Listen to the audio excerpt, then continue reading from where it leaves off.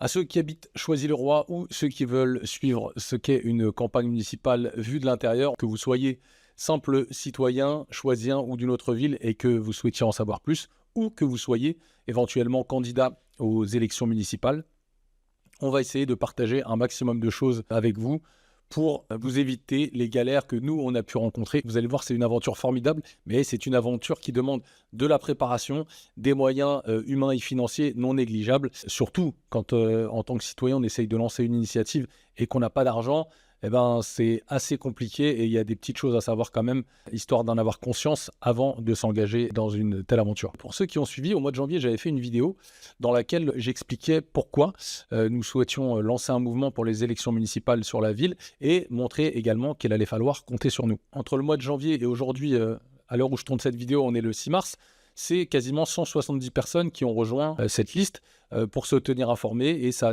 nous conforte dans le fait que on pense que la ville a besoin d'une autre politique que celle qui a été menée jusqu'ici sur la ville. Ensuite, quelques infos à vous donner pour des événements qui vont suivre dans les semaines ou les mois qui arrivent dans le cadre des élections municipales, mais pas que. Nous allons poursuivre ce que nous avons déjà mené jusqu'ici, c'est-à-dire le travail de fond sur le programme municipal. Et pour cela, on aimerait prendre des salles avec la municipalité de Choisy, louer des salles.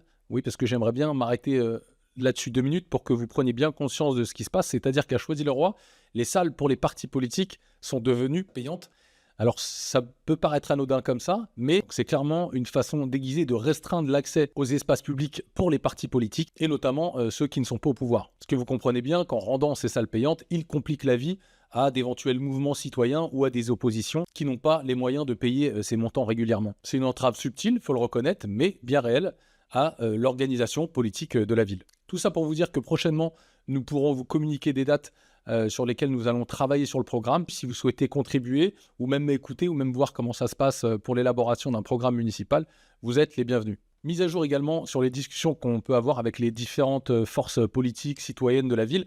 On continue les rencontres, on en a fait beaucoup d'acteurs de la ville, d'acteurs associatifs. Enfin, le dernier point, et pas des moindres, c'est la manifestation prévue le 22 mars contre le racisme et le fascisme. Nous vous invitons toutes et tous à aller manifester avec les 220 associations et syndicats qui manifesteront partout en France pour stopper l'extrême droite et ses idées et pour dégager Macron, Bayrou, Retailleau, mais aussi ceux dont nous allons nous occuper ici en 2026 et qui sont les relais de cette politique-là. Quant à moi, je vous dis à très bientôt et je vous mets tous les liens dans la description. Et si vous avez des questions sur les élections municipales ou sur le déroulé ou de ce qui se passe à Choisy, n'hésitez pas à nous mettre dans les commentaires. On essaiera d'y répondre si c'est fait avec bienveillance.